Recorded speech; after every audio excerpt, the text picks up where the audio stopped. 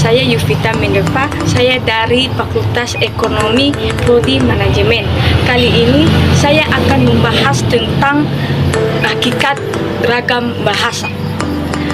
Dalam Kamus Bahasa Indonesia, bahasa artinya sebagai sistem lambang bunyi berartikulasi yang bersifat sewenang-wenang dan konvensional yang dipakai sebagai alat komunikasi untuk melahirkan perasaan dan pikiran. Kamus Webster mendefinisikan bahasa sebagai a systematic means of communication, either of spelling, media, as of communication, seek, songs, gesture, or my having understand mix.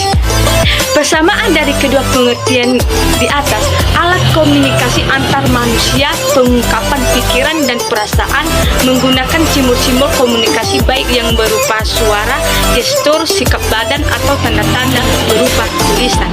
Bahasa dalam linguistik itu adalah Kirda Laksana 1993 sampai 21, mengartikannya sebagai sebuah sistem lambang bunyi yang arbitral yang dipergunakan oleh para anggota suatu masyarakat untuk bekerja sama, berinteraksi dan mengidentifikasikan diri.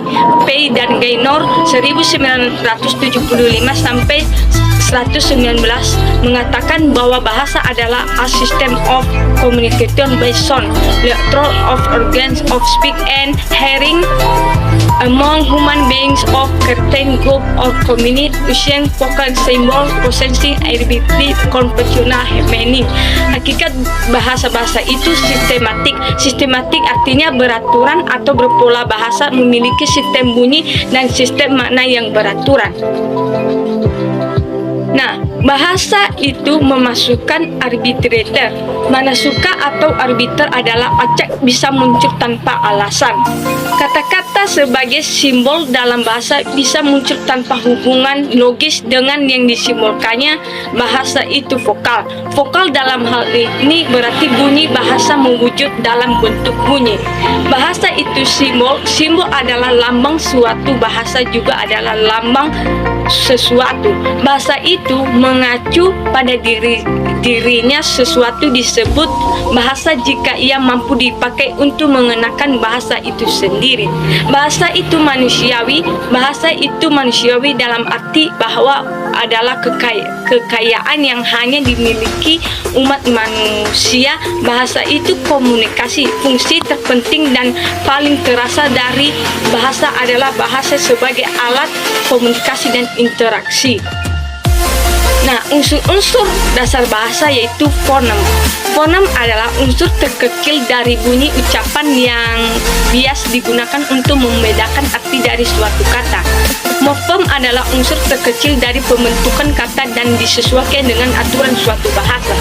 Sintaksis adalah penggabungan kata menjadi kalimat berdasarkan aturan sistematis yang berlaku pada bahasa tertentu. Semantik mempelajari arti dari makna dari suatu bahasa yang dibentuk dalam suatu kalimat. Diskurs adalah mengaji bahasa pada tahap percakapan, program, bab, cerita, atau libretto.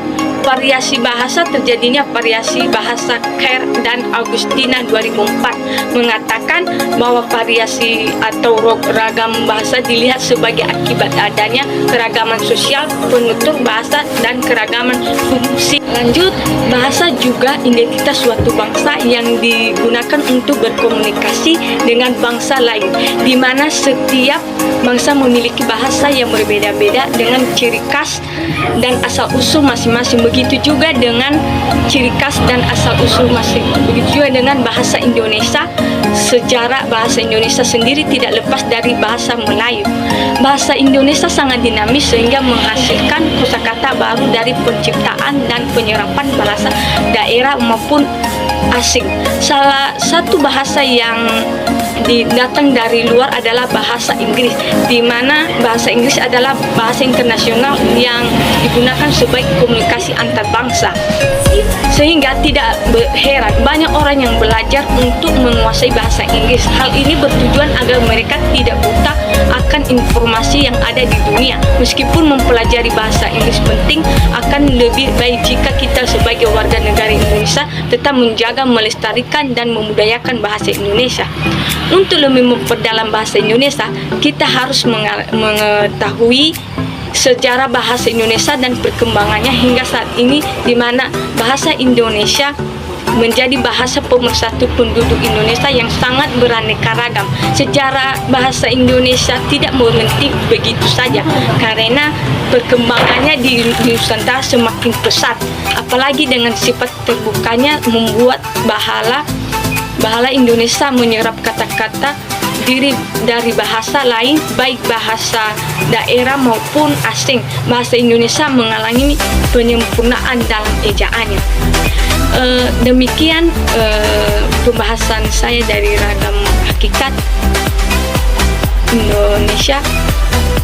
Jika ada kata-kata yang tidak berkenan dari teman-teman atau kekurangan, mohon dimaklumi. Terima kasih.